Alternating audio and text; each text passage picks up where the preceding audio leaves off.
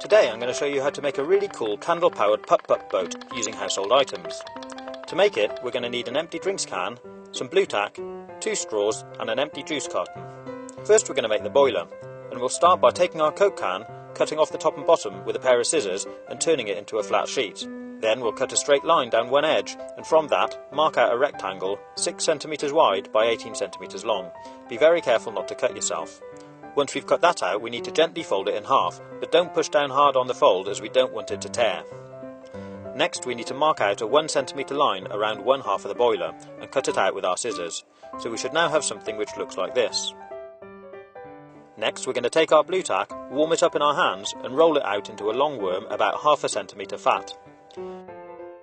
Then we're going to open up our boiler pattern and stick the blue tack onto the 2 outside edges of the smaller half. Next we're going to fold it in half, remembering not to push down hard on the fold, and stick the 2 halves together.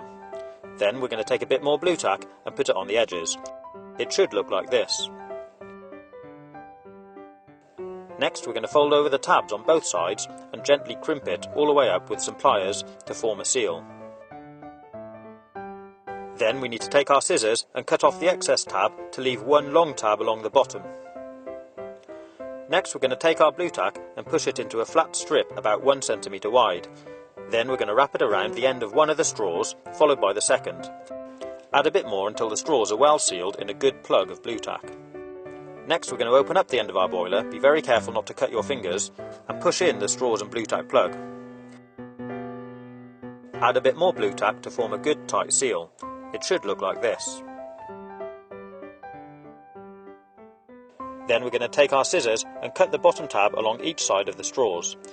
Next, fold the tabs over and give them a squeeze with some pliers, but be careful not to rip the metal. Our boiler is now complete.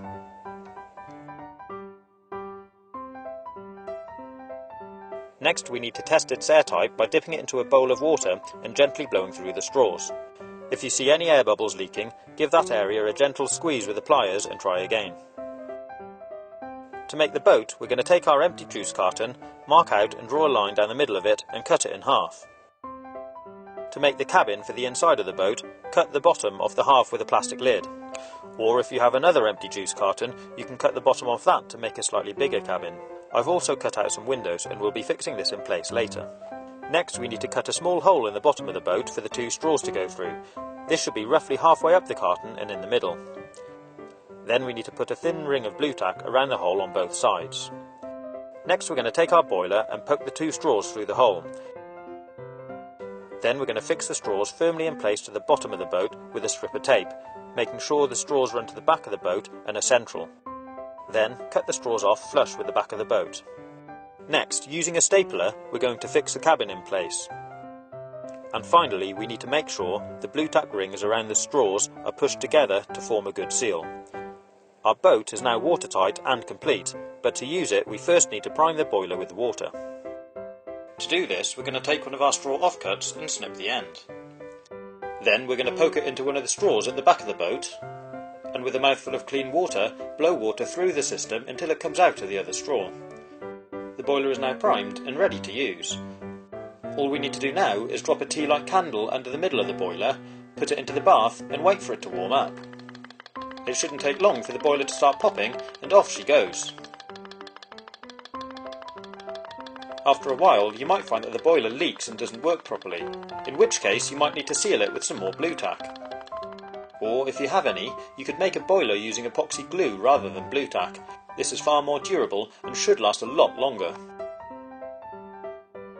You can paint your boat using a waterproof acrylic paint if you like. You can also spray it with a waterproofing lacquer to help protect it, but make sure it's completely dry before you use it. If it's taking a while to get going, try dropping a second candle underneath the boiler. This should help speed things up. If you like this project, maybe you'd like to take a look at some of my other videos by clicking on the links on the right hand side, or take a look at my YouTube channel page. Have fun and happy boating!